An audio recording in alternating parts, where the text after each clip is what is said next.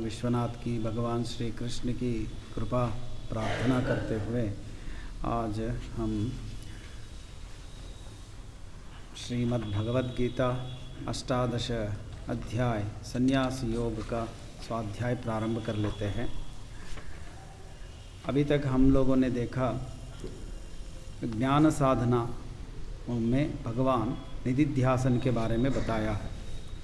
Sir, निधिध्यासन को ही ध्यान कहते हैं।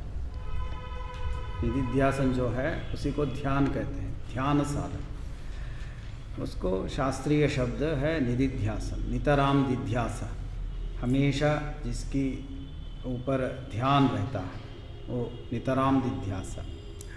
सो निधिध्यासन किस प्रकार करना है उस क्रम को भगवान ने बहुत ही सुंदर ढंग से बताया है 3 श्लोकों में।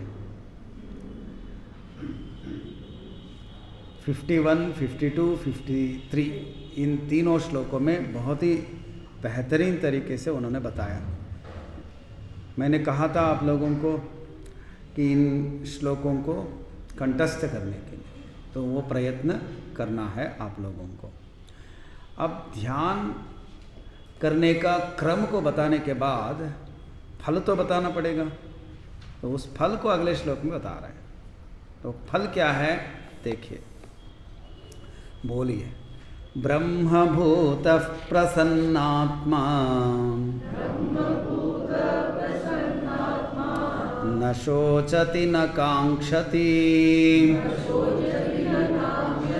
समः सर्वेषु भूतेषु मद्भक्तिं लभते पराम। ब्रह्मभूत प्रसन्नात्मा, ब्रह्मभूतः प्रसन्नात्मा न शोचति न कांक्षति, न शोक करता है न इच्छा करता है। समः सर्वेषु भूतेषु, वह समस्त प्राणियों में समवर्ती होकर पराम भक्तिम मत पराम भक्तिम लभते, मेरी पराभक्ति को प्राप्त करता है। ये फल बता रहे हैं। अब इस पर देखिए, ब्रह्मभूतः, ब्रह्मभूत का अर्थ क्या है? श्रवण और मनन के अभ्यास से अहम ब्रह्मास्मि, मैं ब्रह्म हूँ, ऐसा दृढ़ निश्चय वाला, उसको कहते हैं ब्रह्मभूत। तो भगवान ने पिछले श्लोक में कहा था ब्रह्मभूयाय कल्पते शांतः निर्ममः, इस प्रकार भगवान ने कहा था। ब्रह्मभूयाय यानी ब्रह्म भाव को प्राप्त करने के लिए वो योग्य हो जाता है। ब्रह्म भाव क्या है? मैं ब्रह्म हूँ। तो ब्रह्म कौन है? जो विभु है, जो एक है, जो अद्वितीय है, जो दो नहीं है, वो ब्रह्म है। उस भाव को प्राप्त करने में योग्य हो जाता है निधिध्यासन के द्वारा। तो ऐसे ब्रह्म भाव को प्राप्त किया हुआ ब्रह्मभूतः, मैं ब्रह्म हूँ, मैं सच्चिदानंद स्वरूप हूँ, मैं चैतन्य हूँ, इस प्रकार ब्रह्म भाव को प्राप्त किया हुआ प्रसन्नात्मा, ये भी बहुत मुख्य बात है। ब्रह्म भाव को जो भी प्राप्त करता है ना, वो प्रसन्नात्मा, प्रसन्न चित्त वाला हो जाता है। आत्मा का मतलब चित्त, तो प्रसन्न चित्त वाला हो जाता है, शुद्ध अंतःकरण चित्त वाला हो जाता है। कैसे प्रसन्न चित्त वाला हो जाता है? शम दमादि के अभ्यास से। अब देखिए, ब्रह्म भाव किस प्रकार प्राप्त करता है? अहम ब्रह्मास्मि, इस प्रकार का निधिध्यासन के द्वारा। प्रसन्नात्मा यानी प्रसन्न चित्त को, यानी शुद्ध अंतःकरण को वो कैसे प्राप्त कर लेता है? क्षमा दम आदि अभ्यास के द्वारा। मनोनिग्रह रूपी, इंद्रिय निग्रह रूपी, इन सब का तितिक्षा रूपी, तितिक्षा कर लेता है, सहन कर लेता है। इनके द्वारा प्रसन्नात्मा बनता है। उसके बाद क्या होता है, न शोचति न कांक्षति, तो वो न इच्छा ही करता है। तो ना ऐसे दो शब्द बताते हुए उसका भाव ऐसा बनता है कि ना इच्छा ही करता है या ना वो न शोचति, शोक ही करता है,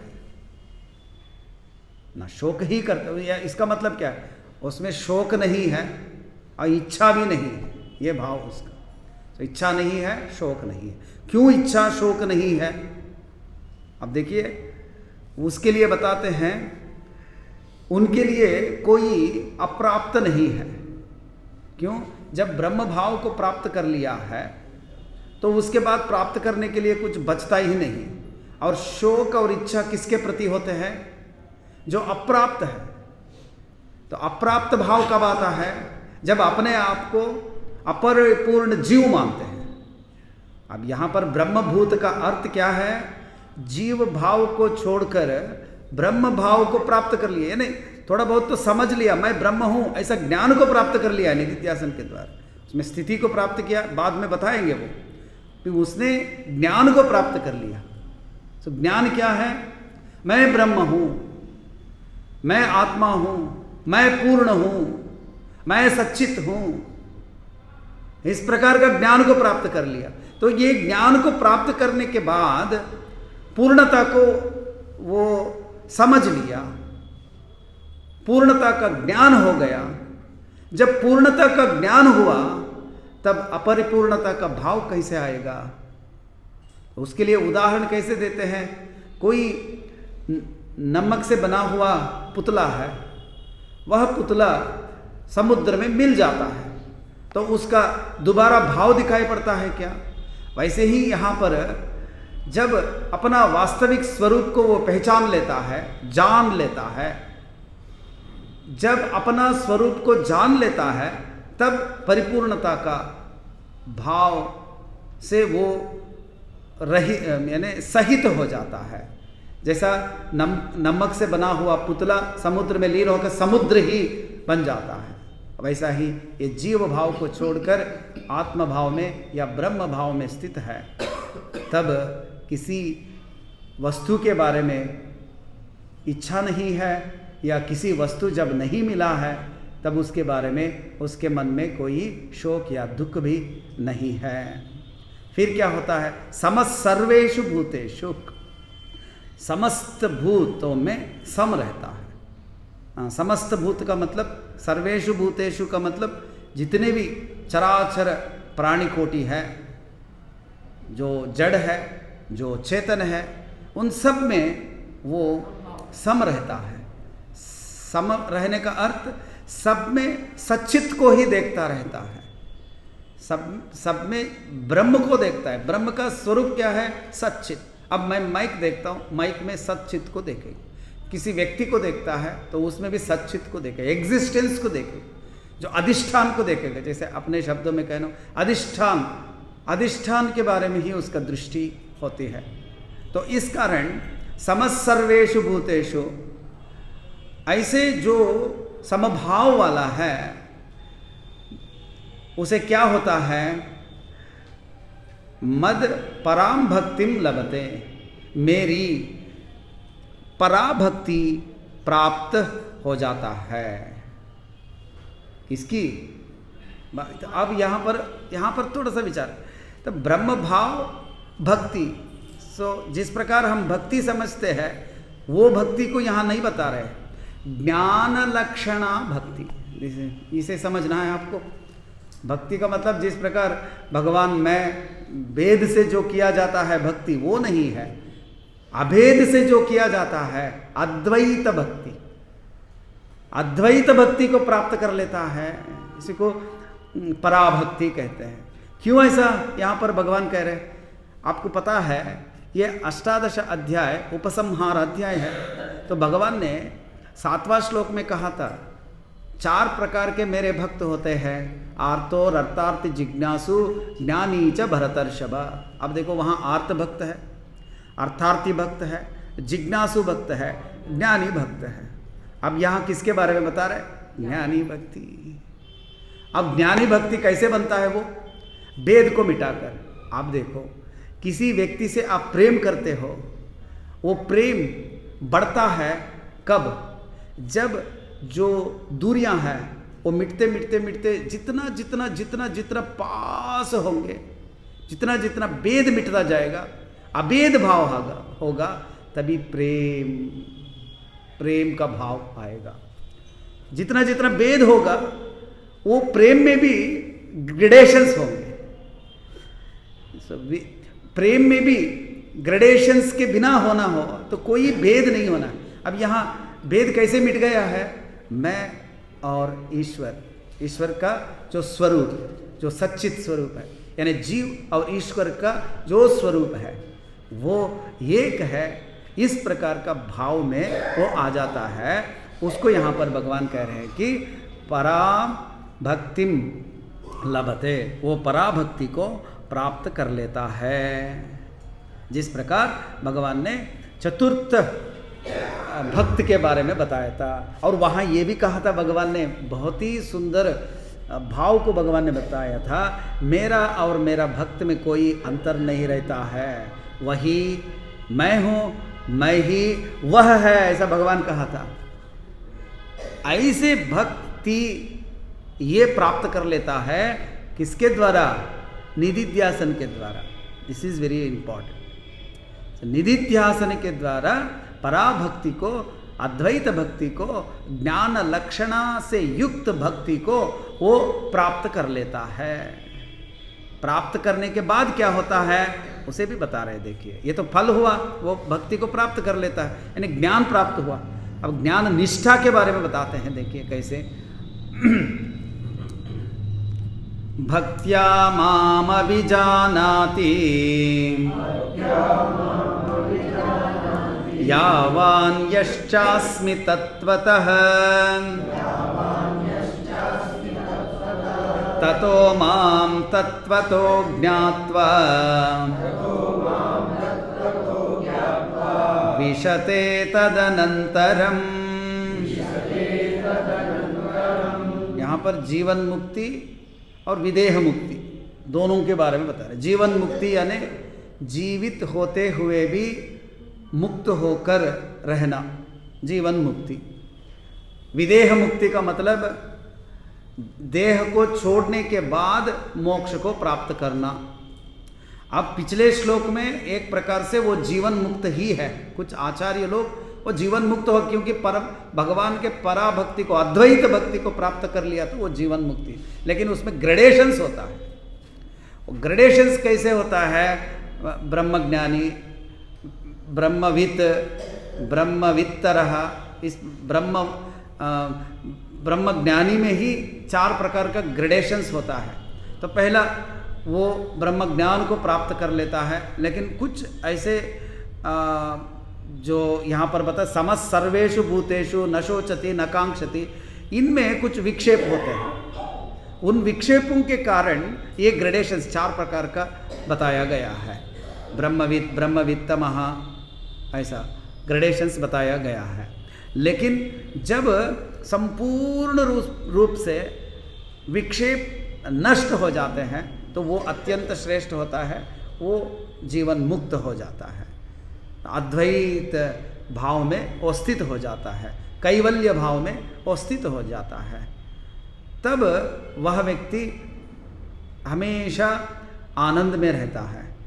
इसे बताने के लिए शंकराचार्य जी जीवन मुक्तानंद लहरी ऐसा एक स्तोत्र लिखा हुआ है। बहुत ही सुंदर श्लोक है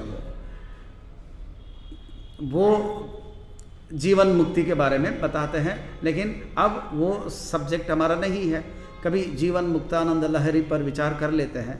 बहुत ही बेहतरीन स्तोत्र है वो, जीवन मुक्ति क्या है उसे बताने जैसा। अब यहाँ पर इतना समझिए तो जीवन मुक्ति यहाँ पर देखिए, बाद में क्या हो जाता है, ये जीवन मुक्त हो गया तो शरीर छोड़ने के बाद उसका भी विदेह मुक्ति यानी बाद में वो अपना स्वरूप में स्थित हो जाएगा, संसार को नहीं प्राप्त करेगा।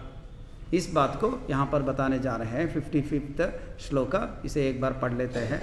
भक्त्या मामभिजानाति यावान् यश्चास्मि तत्त्वतः ततो मां तत्त्वतो ज्ञात्वा विशते तदनन्तरम्। भक्त्या, भक्त्या भक्ति से, भक्ति के द्वारा। किस प्रकार की भक्ति के द्वारा? पराभक्ति के द्वारा। अभी जो बताया पराम भक्तिम लभते, मेरी पराभक्ति को प्राप्त कर लेता है उस भक्ति के द्वारा, अद्वैत भक्ति के द्वारा। भक्त्या माम अभिजानाति, मेरे को वो जानता है। कैसे जानता है उसे बता रहे हैं। यावान यह च अस्मि तत्वतः। यावान, यावान का मतलब ऐसे आप समझ सकते हैं कि जितना, ये यावान का मतलब जितना, और यह जो, जितना और जो हूँ उसे तत्व से जान लेता है। उसके बाद क्या होता है? तत्पश्चात मुझको तत्व से जानकर ततो माम तत्वतो ज्ञात्वा विशते तदनंतरम, देहपात अनंतर मुझ में ही प्रवेश कर जाता है। तो भगवान में ही वो प्रवेश कर जाता है, तो विदेह मुक्ति को वो प्राप्त कर लेता है। यानी शरीर छोड़ने के बाद किस में वो मिल जाता है?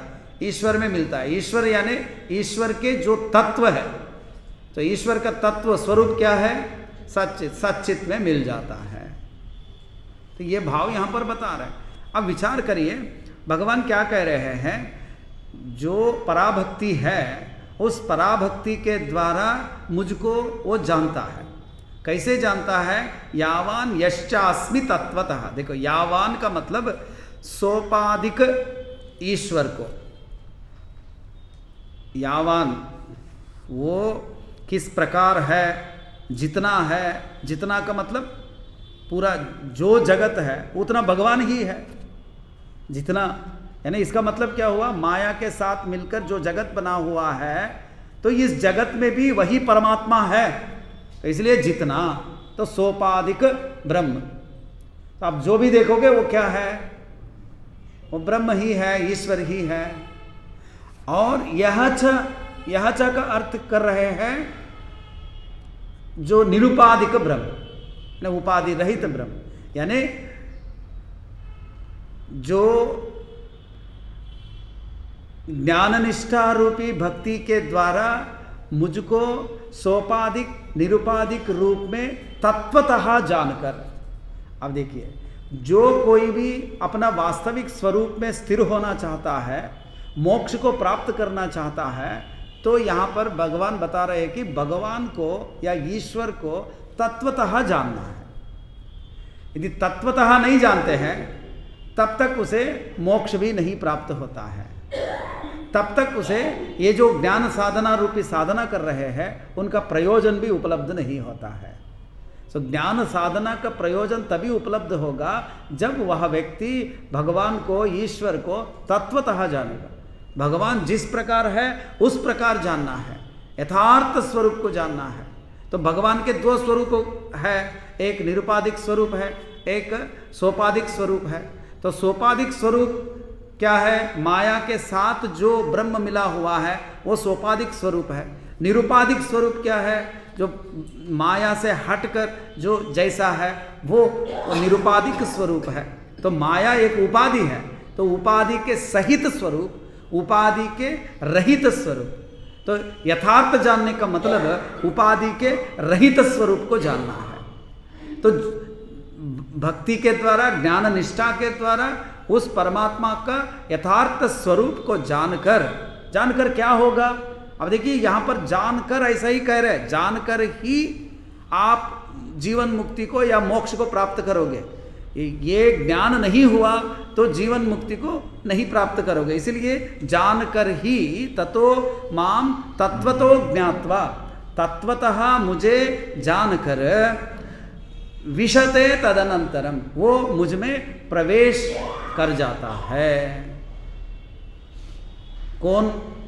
जो साधक है, ऐसा जो कर रहा है, वो मुझ में प्रवेश कर जाता है। इस प्रकार यहाँ पर इस जो ज्ञान साधना रूपी विषय है, उस विषय को भगवान उपसंहार कर रहे हैं। फिर अगले श्लोक में क्या कहते हैं देखिए, ये अर्जुन से कह रहे हैं ये सारे बात, तुम ऐसे करो, तुम ऐसे करो, ऐसा। अभी ज्ञान के बाद भगवान ने बता दिया ज्ञान साधनाओं के बारे में। ज्ञान साधनाओं के बारे में बताने के बाद अब क्या कहते हैं देखिए अर्जुन से भगवान, चेतसा सर्वकर्माणि मयि सन्न्यस्य मत्परः। अच्छा, अभी है श्लोक। ओके ओके ओके, देख 56। ओके, मिला। सर्वकर्माण्यपि सदा कुर्वाणो मद्व्यपाश्रयः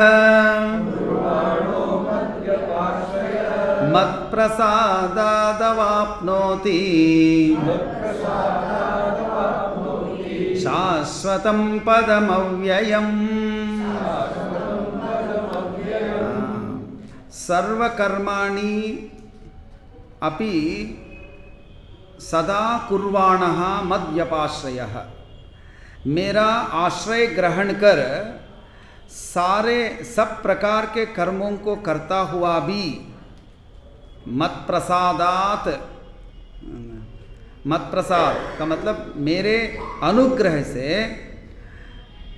शाश्वतम पदम अव्ययम आपनोति, शाश्वत नित्य अव्यय पद को प्राप्त करता है। देखिए बहुत ही सुंदर ढंग से बताया भगवान। तो आप कर्मों को कैसे करना है? भगवान का आश्रय लेकर। यहाँ भगवान का आश्रय लेने का अर्थ क्या है? भगवान के आश्रय के बिना कोई भी कर्म हम नहीं कर सकते, ये तो पहले समझना है। आप सोच लीजिए, बहुत सारे लोग ऐसा कहते हैं कि हम अपने बुद्धि से कर्म कर रहे हैं, अपने श्रम से हम कर्म कर रहे हैं, इसमें ईश्वर का क्या काम है, ईश्वर कैसे उपयोग हमारे लिए होता है। इस प्रकार के भाव से बहुत सारे लोग चर्चा करते रहते हैं। लेकिन यहाँ पर भगवान ये कह रहे हैं कि मद व्यपाश्रयः, मेरा आश्रय को ग्रहण करके। तो मेरा आश्रय ग्रहण करने का मतलब भगवान के बिना हम कोई भी कर्म नहीं कर सकते। अब देखिए यहाँ पर आश्रय का अर्थ होता है जितने भी हमारे इंद्रिय है, जितने भी हमारे प्राण है, जो शरीर हमारा है, ये सब अपने अपने कर्म करने के लिए चैतन्य के बिना नहीं हो सकता। यानी आंख से हम देख रहे हैं, चैतन्य के बिना हम देख सकते हैं क्या?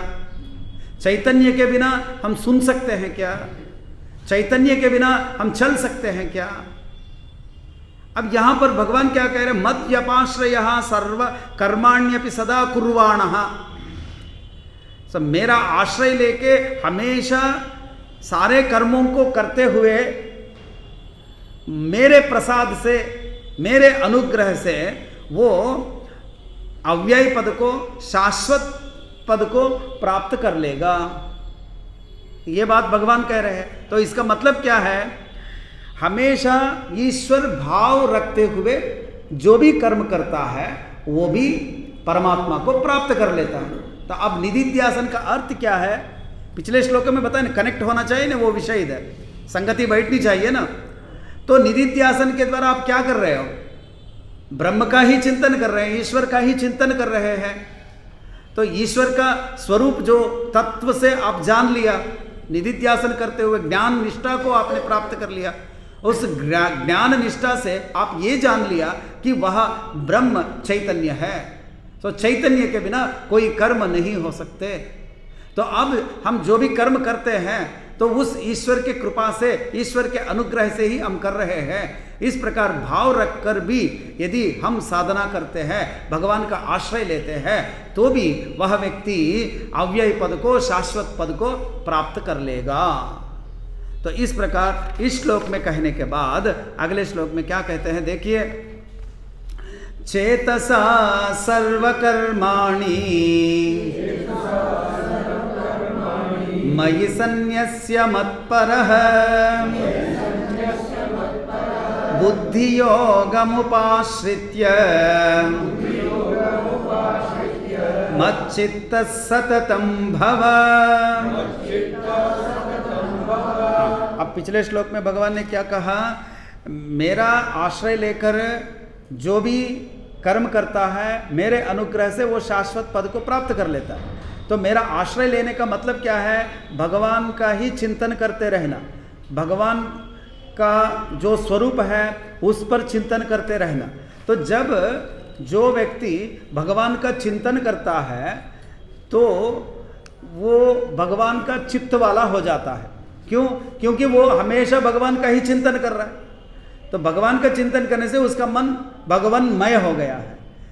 तो जो भगवान का चिंतन करते हुए सारे कर्म को मुझ में संन्यस्त कर देता है, तो उसी विषय को यहाँ पर भगवान कह रहे, देखिए, चेतसा सर्वकर्माणि मयि सन्न्यस्य मत्परः, यानी चेतसा, चेतसा का मतलब चित्त से, चित्त से का मतलब विवेक बुद्धि से सब कर्मों को मुझ में संन्यास अर्पण कर। तो चेतसा सर्वकर्माणि मयि सन्न्यस्य, उसके बाद मत्परः, मेरा परायण होके, मुझको अपना प्रियतम मानकर, मुझको ही अपना प्रियतम मानकर, बुद्धि योगम उपाश्रित्य, बुद्धि योग का आश्रय ग्रहण करके, मच्चित्तः सततम भव। अब देखिए अर्जुन के लिए सीधा कह रहे, मच्चित्तः सततम भव, निरंतर मुझ में ही चित्त लगाने वाला हो जाओ। ओके, अब इस पर विचार करिए। चेतसा, ऐसा भगवान ने कहा, चेतसा यानी चित्त के द्वारा, मन के द्वारा। लेकिन कैसे मन के द्वारा? कहते हैं विवेक बुद्धि से विवेक करो। कैसे विवेक करो? अब आत्मा अनात्मा रूप में विवेक करो, या उपाधि निरुपाधि के रूप में विवेक करो, या अंतर्यामी स्वल्प जो प्रदेश में रहने वाला जीव, उस पर विचार करो। विचार ऐसे विवेक करते करते जो आपने निश्चय करते हो कि आत्मा जो है वही सत्य है और जो अनात्मा है वो अनित्य है, ऐसे आत्मा को सत्य मानकर वह आत्मस्वरूप ईश्वर ही है, इस प्रकार मानते हुए, तो उस ईश्वर को सर्वश्रेष्ठ मानकर, उस ईश्वर से ही सारे कर्म होते हैं, ऐसे मन में भाव रखकर तो क्या करना है? सर्वकर्माणि मयि सन्न्यस्य, सारे कर्मों को मुझ में त्याग दो, समर्पण कर दो। तो इसका मतलब क्या है? सारे कर्मों को भगवान में त्याग दो, ऐसा कह रहे हैं ना। भगवान में सर्व कर्म को त्यागने का अर्थ क्या है? भगवान के बिना ये कर्म नहीं हो सकते, इस प्रकार का भाव रखो। आप जो भी कर्म करते हो तो भगवान के बिना ये कर्म हो सकते हैं क्या? यानी चैतन्य के बिना आप कर्म कर सकते हो क्या? तो उसका भाव ये है, सारे कर्मों को भगवान में समर्पण कर दो। इसका भाव क्या है? भगवान के बिना कोई कर्म हो ही नहीं सकता। और मत्परः, मुझ में अत्यंत प्रेम रखने वाला बनो, मेरा परायण बनो, यानी भगवान ही सर्वश्रेष्ठ है, इस प्रकार भाव रखो। ईश्वर ही सर्वश्रेष्ठ है, इस प्रकार भाव रखो। फिर बुद्धि योगम उपाश्रित्य, बुद्धि योग का मतलब क्या है? जैसे कि ध्यान आदि हम करते थे, समत्व बुद्धि जो है, समत्व बुद्धि के द्वारा बुद्धि योगम उपाश्रित्य मच्चित्तः सततम भव, मेरा चित्त वाला हमेशा बन जाओ। तो इसका मतलब क्या है? हमेशा भगवान का ही चिंतन करते रहना है। ऐसे करने से क्या होगा? उसको बताते हैं, देखिए अगले श्लोक में, मच्चित्त सर्वदुर्गाणि मत्प्रसादात् तरिष्यसि अत चेत्त्वमहङ्कारात् न श्रोष्यसि विनक्ष्यसि। इसमें क्या बता रहे हैं, मच्चित्तः, मच्चित्तः का मतलब मुझ में चित्त लगाने वाला होकर, मच्चित्तः सर्वदुर्गाणि मत्प्रसादात् तरिष्यसि, मेरे प्रसाद से, मेरे अनुग्रह से समस्त सर्वदुर्गाणि है ना, सर्वदुर्गाणि का मतलब समस्त दुखों को, अब समस्त दुख यानी दुस्तर दुख साधनों को पार कर जाओगे, तरिष्यसि तुम पार कर जाओगे। अथ चेत अहंकारात्, अथ चे त्वम अहंकारात् न श्रोष्यसि विनक्ष्यसि। यह बात बहुत मुख्य है, यदि अहंकारवश तुम मेरे वचन को नहीं सुनोगे तो नष्ट हो जाओगे। अब भगवान का बात क्या है यहाँ पर, जो व्यक्ति मुझ में चित्त को लगाता है यानी निधिध्यासन परायण होता है, मेरा स्वरूप को जानने के लिए प्रयत्न करता रहता है, मुझको ही सर्वश्रेष्ठ मानता है, मुझसे ही सब कुछ चल रहा है, ऐसा जो मानता है, वह व्यक्ति मेरे अनुग्रह से संसार सागर से पार हो जाता है। सर्व दुर्गाणि का मतलब सारे दुखों से, इधर जो जन्म मरण रूपी जो संसार दुख है और जो जन्म को प्राप्त करने के बाद मरने तक जितने भी दुख हम झेलते हैं, उन सारे दुखों को दूर करने वाला वही परमेश्वर है, ईश्वर है। ऐसा भाव रखते हुए जो भी मेरा चित्त वाला बनता है वह संसार को पार कर लेता है। लेकिन जो अहंकार से मैं ऐसा यानी ब्रह्म भाव को जो नहीं रखता है, ईश्वर भाव को जो नहीं रखता है, वह व्यक्ति मेरे इन बातों को यदि नहीं सुनता है तो वो नाश को प्राप्त कर लेता है। ऐसा इस श्लोक में कहने के बाद अगले श्लोक में क्या कहते हैं, देखिए, यदहंकारमाश्रित्य ययोत्स्य इति मन्यसे मिथ्यैष व्यवसायास्ते प्रकृतिस्त्वां नियोक्ष्यति। ये भी श्लोक बहुत सुंदर है। इसमें भगवान कह रहे हैं, यदि यद अहंकारमाश्रित्य न योत्स्य इति मन्यसे, ना है कि या है कि आपके पुस्तक में ना है ना, न योत्स्य इति मन्यसे। ओके, सो यदि अहंकार का आश्रय लेकर ऐसे मानते हो कि मैं युद्ध नहीं करूंगा, न योग, ऐसे यदि मानते हो, मिथ्यैष, ये जो ऐसा जो तुम कहते हो ना, ये मिथ्या है, निष्फल है, ये तुम्हारा निश्चय ठीक नहीं है, मैं युद्ध नहीं करूंगा ऐसा यदि तुम कहते हो तो। क्यों? क्योंकि प्रकृति ही त्वाम नियोक्ष्यति व्यवसायः, यानी तुम्हारा स्वभाव तुमको युद्ध में नियुक्त कर ही देगा। ऐसा तुम्हारा जो स्वभाव है, तुम्हारा स्वभाव क्या है? शौर्य, क्षत्रिय स्वभाव, शौर्य। ये हाँ, वाह, अच्छा, बढ़िया बढ़िया। समझो, तुम्हारा स्वभाव शौर्य है, वो तुम्हें नहीं छोड़ेगा। तो ये समझना है हमको। हमारा यदि हम अपने मन से सोचकर मैं ये कर्म नहीं करूँगा ऐसे कह के बैठ जाते हैं तो वो नहीं हो सकता। क्यों नहीं हो सकता? क्योंकि हमारा स्वभाव वो कर्म करने में हमें मजबूर कर देता है, हमारा स्वभाव ही मजबूर कर देता है। यदि देखिए जो हमेशा भ्रमण करने वाला होता है, उसे यदि आप बैठने के लिए कहते हैं तो वो यदि बैठ भी जाता है तो क्या होता है, थोड़ी देर के लिए क्या होता है, उसका स्वभाव क्या है, घूमने का है, तो वो घूमने ही निकल जाएगा। और जिसका स्वभाव बैठने का है, उसे घूमने के लिए कहने पर क्या होगा, यानी कहीं पर भी जाओ वो बैठ ही जाएगा।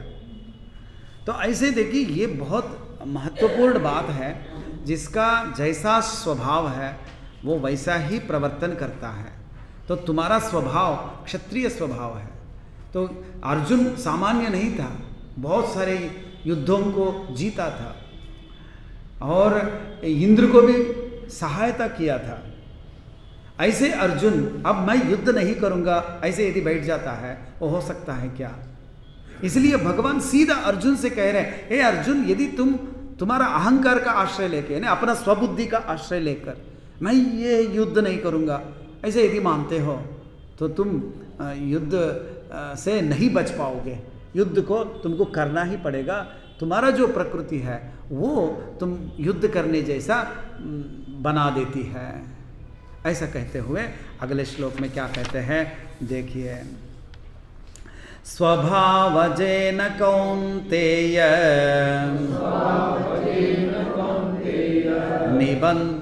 निबद्धस्वेन कर्मण कर्तुं नेच्छसि यन्मोहात् करिष्यस्य वशोऽपि तत्। हे कौन्तेय, हे कुंती पुत्र अर्जुन, यत मोहात् कर्तुम न इच्छसि, मोह के कारण जिस कर्म को तुम करना नहीं चाहते हो, स्वभावजेन स्वेन कर्मणा निबद्धः, यानी अपने जो स्वाभाविक कर्म से बंधे होने के कारण विवश होकर, अवशोपि, अवशः मतलब अवश होकर, विवश होकर भी तुम उस कर्म को करोगे ही, कर्म को करोगे ही। हाँ, क्यों?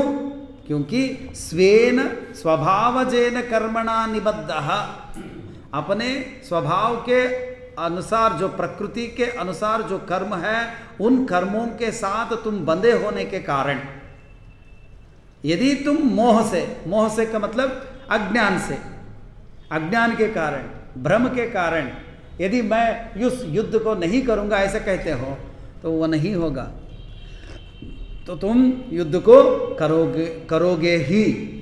ऐसा कह के अभी एक बहुत ही सुंदर प्रसिद्ध श्लोक के बारे में भगवान बताने जा रहे हैं। वो क्या है, देखिए, ईश्वर सर्वभूतानां हृद्देशेऽर्जुन तिष्ठति भ्रामयन् सर्वभूतानि यन्त्रारूढानि मायया। अर्जुन, हे अर्जुन, ईश्वर यंत्रारूढ़ानि मायया इव, यंत्रारूढ़ के समान समस्त प्राणियों को अपने माया से भ्रमित करता हुआ, घूमता हुआ सब प्राणियों के हृदय देश में रहता है। ईश्वरः हृद्देशे तिष्ठति, सर्वभूतानां हृद्देशे तिष्ठति, समस्त प्राणियों के हृदय में स्थिर रहता है। कैसे स्थिर रहता है? यंत्रारूढ़ानि मायया भ्रामयन् सर्वभूतानि, यंत्र के ऊपर आरूढ़ हुए, जैसा समस्त प्राणियों को चलाता हुआ, घुमाता हुआ रहता है। ये सरल अर्थ हुआ। अब देखिए यहाँ पर ईश्वर का अर्थ क्या है? ईशनशील, ईशन करता, जो ईशन करता है।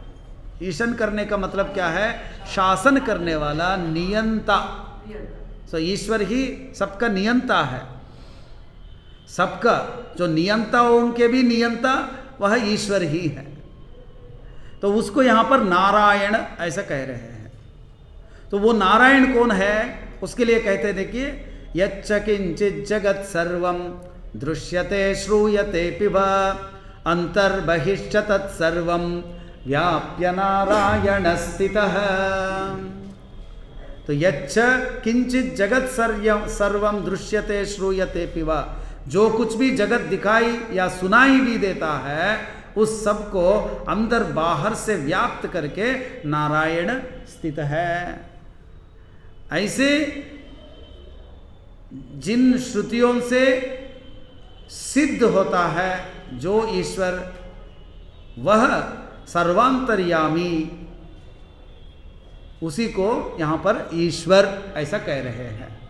जो सबके अंतर्यामी के रूप में है, जो सबके ईश्वर के रूप में है, उसी को कहते हैं नारायण। अब नारायण का अर्थ क्या है? देखिए, नारायण का अर्थ होता है, हम नारायण कहते ही वैकुंठ में लक्ष्मी जी के साथ जो रहता है वही नारायण है ऐसा मान लेते हैं। लेकिन नारायण का वास्तविक अर्थ यह है कि नारायण ऐसा शब्द है ना, सो नारा प्लस अयनम दो शब्द है इसमें। सो नारा का अर्थ होता है नारा आपो इति प्रोक्ताः। सो नारा प्लस अयन, अयन का मतलब आश्रय, नारा का मतलब पंच महाभूत, आपह, आपह का मतलब जो जल से जो पंचभूत है, पृथ्वी जल अग्नि वायु आकाश, ये पंचभूत है, इनको आप बोलते हैं। नारा का मतलब आप है। सो इन पंचभूतों का आश्रय जो है वो नारायण है। अब देखिए, जब पंचभूतों का आश्रय नारायण होने पर वो जो भी पंचभूतों से निर्मित जगत को आश्रय देता है कि नहीं? क्योंकि पंचभूतों का आश्रय नारायण है और ये सारे पंचभूत जगत के आश्रय हैं। सो जगत के आश्रय पंचभूतों में नारायण है तो जगत में भी वही नारायण रहता है। तो इसका मतलब सारा जगत का आश्रय नारायण है।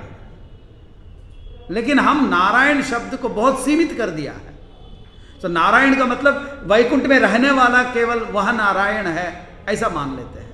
या शंकर कह देने से भी हम उस शंकर का अर्थ को सीमित कर दिया, कैलाश में बैठने वाला शंकर है इस प्रकार मानने लगते हैं। लेकिन वास्तव में देखा जाए तो जो शंकर है, जो नारायण है, ये सभी ईश्वर ही है। तो ईश्वर का ही स्वरूप है, ब्रह्म का ही स्वरूप है तत्व से। नारायण का तत्व भी ब्रह्म ही है, ईश्वर का स्वरूप भी ब्रह्म ही है, सब देवताओं का स्वरूप भी ब्रह्म ही है। इसलिए यहाँ पर ईश्वरः सर्वभूतानां हृद्देशे अर्जुन तिष्ठति। वह जो ईश्वर है, कौन ईश्वर? शासन करने वाला जो ईश्वर है वो सबके अंदर बैठा हुआ है। और यंत्रारूढ़ानि इव मायया भ्रामयन् सर्वभूतानि, यानी माया का आश्रय लेकर वह ईश्वर समस्त भूतों को चलाता है या घुमाता है या भ्रमण करने जैसा करता है। इसके लिए उदाहरण है यंत्रारूढ़ानि, यह उदाहरण यंत्रारूढ़ानि इव।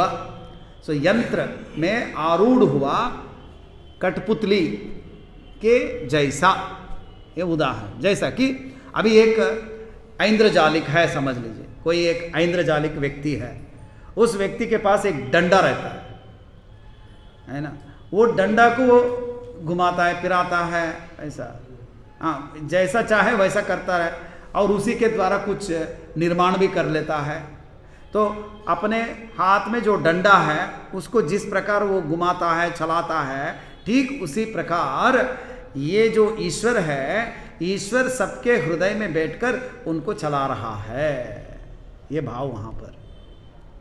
तो इसका मतलब आप समझना है, कुछ लोग सब कुछ ये प्रकृति ही करती है इस प्रकार कहते हैं, तो ईश्वर के बिना प्रकृति कुछ नहीं कर पाती, ये बात बताने के लिए भगवान यहाँ पर ये विषय बता रहे हैं। यानी ईश्वर के अधीन सब कुछ है, ईश्वर के बिना कुछ नहीं है, इसे हमको समझना है। लेकिन कुछ अन्य विद्वान लोग क्या मानते हैं, ये जो प्रकृति है वो स्वतंत्र है, वो सब कुछ करती है, इस प्रकार बहुत सारे विद्वान लोगों का मत है। लेकिन भगवान का मत क्या है, ये हमें बहुत आवश्यक है। सो भगवान के मत में सब कुछ क्या है, सब कुछ ईश्वराधीन है, ईश्वर के अधीन में सब कुछ आता है। तो इस प्रकार इस श्लोक में भगवान बताने के बाद अगले श्लोक में क्या कहते हैं, देखिए। तमेव शरणं गच्छ सर्वभावेन भारत तत्प्रसादात् परां शान्तिं स्थानं प्राप्स्यसि शाश्वतम्। भारत, हे भारत, तमेव शरणं गच्छ सर्वभावेन, सर्वभावेन तम एव शरणं गच्छ। तुम, गच्छा का मतलब तुम संपूर्ण भाव से, सर्वभावेन संपूर्ण भाव से उस शरण रूप ईश्वर का आश्रय ग्रहण करो। तम एव शरणं गच्छ, तुम उस ईश्वर का आश्रय ग्रहण करो। फिर तत्प्रसादात् पराम शांतिम स्थानम शाश्वतम स्थानम प्राप्स्यसि। तो उसके प्रसाद अनुग्रह से तुम परम शांति और शाश्वत नित्य पद को प्राप्त हो जाओगे। ये बहुत ही सुंदर श्लोक और मुख्य श्लोक भी है। तो इसमें भगवान क्या कह रहे हैं, हे भारत, तुम संपूर्ण भाव से, अब संपूर्ण भाव का अर्थ क्या है इसको भी समझना है। सर्वात्म भाव ऐसा है ना, सर्वभावे न, तो सर्वभाव का अर्थ क्या है, मन वाणी कर्म से, मनसा वाचा कर्मणा, तीनों भावनाओं के सहित आश्रय रूप ईश्वर का, आश्रय रूप ईश्वर का ही संसार समुद्र से पार होने के लिए आश्रय ग्रहण करो। आश्रय क्यों ग्रहण करना है, संसार से पार होने के लिए, उसी का शरण में जाना है। अब शरण का अर्थ क्या है, जहाँ सारे दुख हरण हो जाते हैं वो शरण है, सारे दुख का नाश जहाँ हो जाता है। तो यदि आप ईश्वर का आश्रय लेते हैं तभी आपके सारे दुख नष्ट हो जाएंगे। जब तक आप ईश्वर का शरण ग्रहण नहीं करेंगे तब तक किसी प्रकार का लौकिक दुख हो या परम दुख हो, वो कभी भी नष्ट नहीं होगा। तो इसलिए भगवान अर्जुन से कह रहे हैं बहुत ही प्रेम से, तो बार बार भगवान अर्जुन को बहुत प्रेम से समझाते हुए कह रहे हैं, हे अर्जुन, हे भारत। हर श्लोक में देखिए आपको संबोधन मिलेगा, इस अध्याय में हर श्लोक में संबोधन कर रहे हैं। इसका मतलब हे अर्जुन, मेरे बात को तुम अच्छी तरह सुनो, हे भारत, मेरी बात को तुम अच्छी तरह समझो, क्योंकि युद्ध क्षेत्र में है, अर्जुन युद्ध करना है। अभी ये 10 श्लोक हो जाने के बाद फिर युद्ध शुरू हो जाएगा, तो ज़्यादा विस्तार से भी भगवान श्री कृष्ण अर्जुन से नहीं कह सकते उस समय। तो इसलिए हर श्लोक में संबोधन करते हुए भगवान बता रहे हैं, हे अर्जुन, ऐसे तुम करो, तो शरण ग्रहण किया करो। अब देखिए भगवान का शरण जो भी ग्रहण करता है वो संसार से पार हो जाता है। तो इसलिए मत प्रसादात पराम शांतिम शाश्वतम स्थानम प्राप्स्यसि। तो मेरे कारण तुम परम शांति और शाश्वत स्थान को प्राप्त करो। अब देखिए इस श्लोक में सब लोग शांति को ढूंढते रहते हैं ना, मुझे शांति चाहिए, शांति चाहिए, शांति चाहिए। तो अब वह शांति कैसे मिलेगी यहाँ बता रहे हैं। क्या करना है शांति को प्राप्त करना हो तो? अब आ रहे हो बस जी, इतना समझ गए तो ये कैंप का उद्देश्य भी सफल हो गया। इतना समझ जाने से काफी है। तो यदि शांति चाहिए तो मनसा वाचा कर्मणा सारे कर्मों को भगवान को समर्पित कर दो, यानी छोड़ दो ऐसा नहीं, उनको समर्पित करते हुए उनका आश्रय ग्रहण करके, भगवान का आश्रय ग्रहण करके करते रहो। उनके प्रसाद से तुम शांति और शाश्वत पद को प्राप्त करोगे। अब शांति का मतलब जहाँ कोई दुख नहीं है, उस स्थिति को शांति बोलेंगे। दुख ही नहीं है, परम शांति का मतलब क्या? दुख नहीं है। और शाश्वतम स्थान, और शाश्वत स्थान परम धाम, तो मेरा वास्तविक स्वरूप वही परम धाम, वही शांत स्वरूप। क्यों शांत स्वरूप है? उसमें ना भेद है, भेद नहीं होने के कारण शांत स्वरूप है। जब भेद है तो अशांति, जहाँ जहाँ भेद होगा वहाँ अशांति ही अशांति।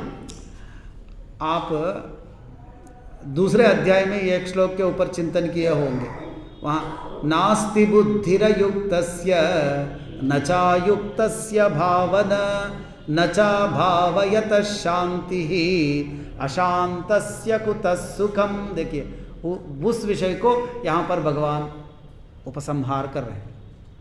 उस श्लोक में क्या कह रहे हैं भगवान? नास्ति बुद्धिरयुक्तस्य। देखिए पूरा आप कनेक्ट कर सकते हो। न अस्ति बुद्धि ही अयुक्तस्य, जो अयुक्त पुरुष है उसके लिए बुद्धि नहीं है। बुद्धि का मतलब विवेक नहीं है। अयुक्त पुरुष का मतलब क्या है? जो सांसारिक विषयों में ही रत है, जो कभी भी सत्संग नहीं करता है, जो भगवान का चिंतन नहीं करता है, भगवान में विश्वास नहीं रखता है, तो वो व्यक्ति अयुक्त पुरुष है।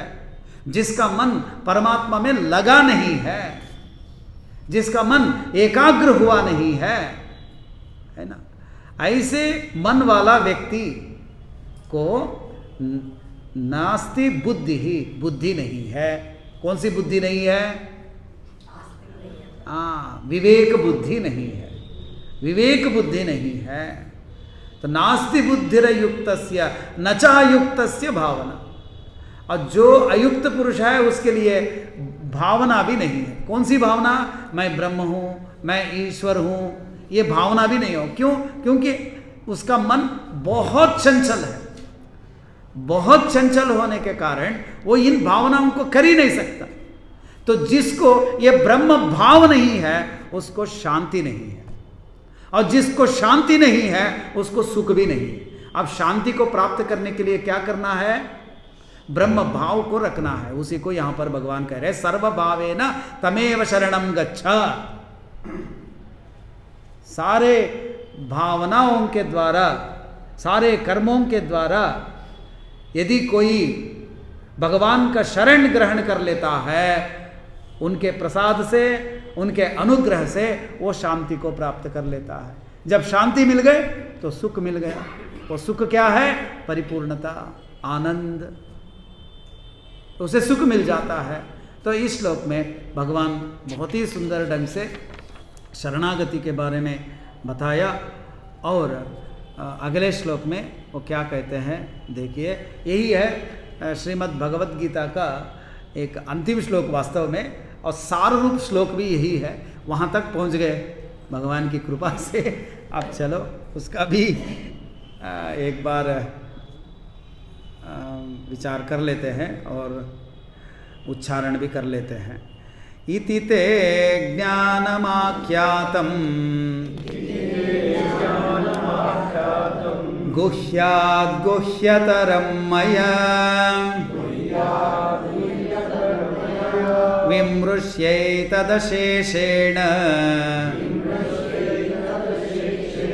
यथेच्छसि तथा कुरु। इति इस प्रकार ते ज्ञानमाख्यातम तुमको ज्ञान का उपदेश किया गया। गुह्याद् गुह्यतरम मया मेरे से या मैंने तुमको उपदेश दिया। कैसे?